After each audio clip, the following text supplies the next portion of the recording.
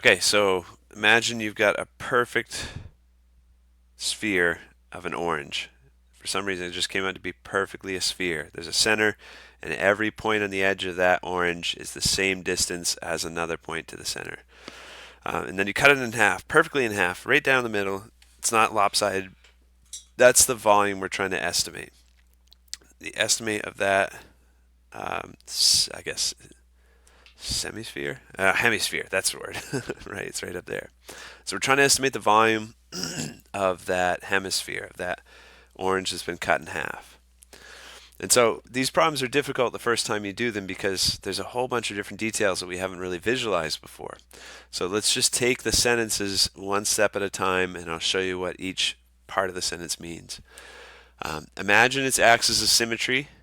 So axis of symmetry is just the line in which it's a reflection of itself, okay? And so with that orange example, the axis of symmetry would be a line that you could draw straight down the orange, and you've got the same thing on both sides of the line. And so they say the axis of symmetry is the interval 0 to 5 on the x-axis. So this is our x-axis. 0 to 5 is right here.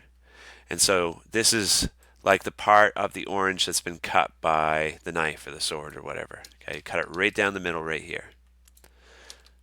So this is an axis of symmetry because if you were to cut it again, you'd have 2/4 of the orange that are equal. That's why it's an axis of symmetry.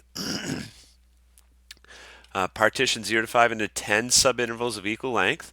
And so that's what I did when I drew this is I said here's 1, x equals 2, x equals 3, x equals 4, x equals 5. And if we're going to split it into 10 chunks, then we just need to split each of those subintervals into half. So 0 to 0.5, 0.5 to 1, 1 to 1.5, etc. And approximate the solid with cylinders based on the circular cross sections. Okay, so maybe we should slow that down. Approximate the solid. So remember, the volume of this orange is the solid that we're trying to find the volume for. The volume of the orange is like that three-dimensional area for that orange. That's what we're trying to approximate. With cylinders, remember cylinders are these things. Okay, so we're supposed to use cylinders, and they're supposed to be based on the circular cross sections of the hemisphere. So cylinders based on the cross sections. A cross section is like where you take something and you cut it down some sort of, usually in some sort of consistent interval like this. So you're cutting this orange into even smaller pieces. That's a cross section. The cross sections are perpendicular to the x-axis because you could take cross sections like this, right? Or you could take cross sections like this. And they just specified by saying that they're cross sections that are perpendicular to the x-axis. So this is the x-axis, so this is a cross section that's perpendicular to the x-axis because it makes a right angle with the x-axis. Okay. And at the subintervals left endpoints. So they just want us to make a cross section for 0 to 0.5. This is our cross section. 0.5 to 1. This is our cross section. So when they say circular cross sections, these are cross sections because they're perpendicular to the x-axis. Okay, instead of going this way. Right? But when they say circular cross sections, that means when you make that cross section, you're envisioning a circle going all the way across. Okay, so a circle. It's like if you're. This is the slice of the orange that's been cut, right? This is that vertical line where we cut the orange right down the middle. If you were to put this flat on a table, I mean, that's it. The orange would lay flat on that table. And if you were to slice it even further, you'd be getting circles out of those slices, right? Like right here, if you were to cut the orange right at this point, then flip it back over and you'd see that this line has made a two-dimensional circle at the top of the orange, right? So those are circular cross sections. And so we need to know that because that's how they're having us estimate the volume. They want us to use cylinders. And if this is a circle, then this is the top of the cylinder.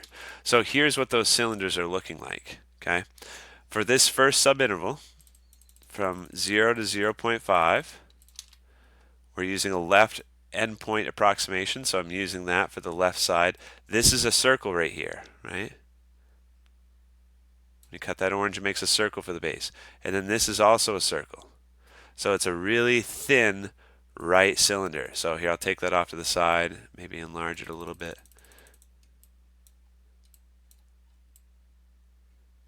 This is what that cylinder looks like.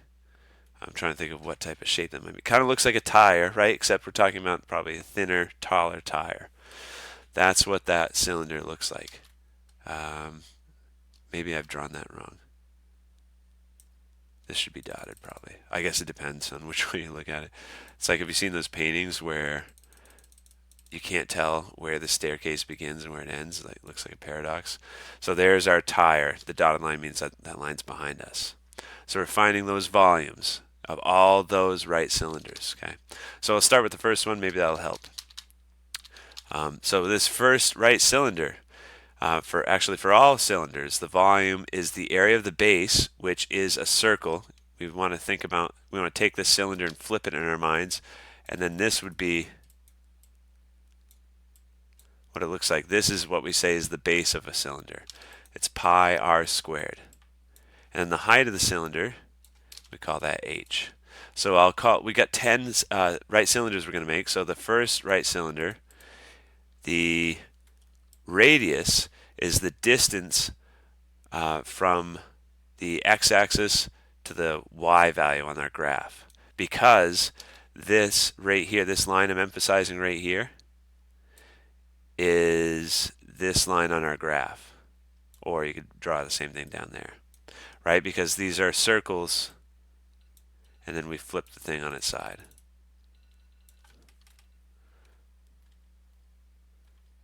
Sorry, I got a bunch of alarms going off on my phone.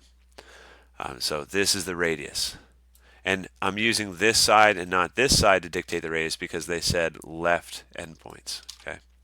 So for this first one, at x equals 0, if I plug that into my function to get my y value, I get a y value of 5. So this is pi times 5 squared. And then the height of this thing is from 0 to 0.5. Right? So this distance, the height right here, this is the length of our subinterval. So 0.5. So this distance right here is 0.5. It's this part of the graph. So that's the calculation we need for the first volume. Okay, I'm going to try to save that, and I want to erase it because it's going to get too confusing with everything on the screen. So, oops, I started the video a little too soon. Okay, so our next, there we took care of this first one. Oh, I forgot here. Forgot that would get deleted. So the total volume, we've got the first approximation was pi times 5 squared, and then the height was 0.5. All the heights are going to be 0.5. That's why I'm not changing this to a decimal yet, because I'll show you a calculation trick. For the next right cylinder, we used the interval 0.5 to 1 because it said 10 subintervals. So this would be the height, this is actually going to be the radius right here, because this is where our circular cross section goes. And then it goes all the way over here.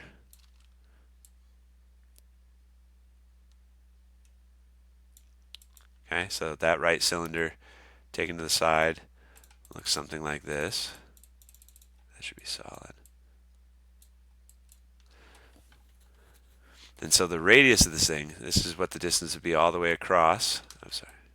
So the radius of this one is dictated by x equals 0.5. We've got to plug that into this function to find out what the y value is. So 0.5 squared. So 25 minus 0.25, and then I take a square root. So the y value I get when x equals 0.5 is 4.975 roughly. So that's what the radius of this next one is.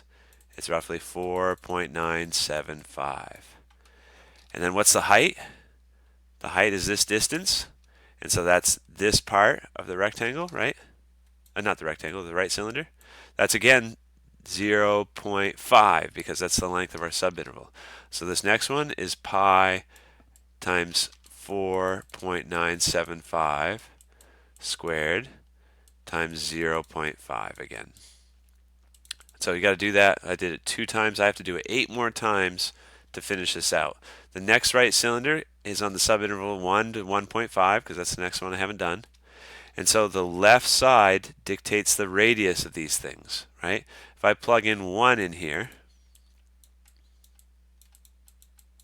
I'm going to have the square root of 24 for my radius.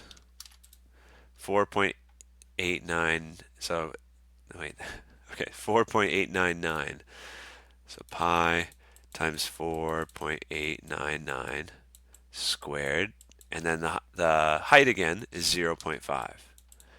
So once you get the pattern, the calculation goes pretty quick, but it takes a little while to get there. So I've done this one. Now I need to do the interval 1.5 to 2.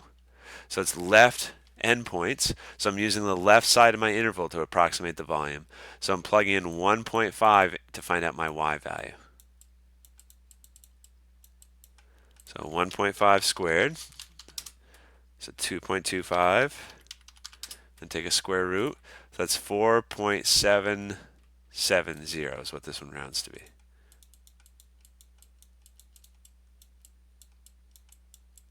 And then times 0.5. And then we just keep going in that pattern, okay? You should never be plugging in x equals 5 for this problem because we're using left endpoints. The last y value you need to get comes from x equals 4.5, right? So keep that in mind. If you're doing right endpoint approximations, then you would use it.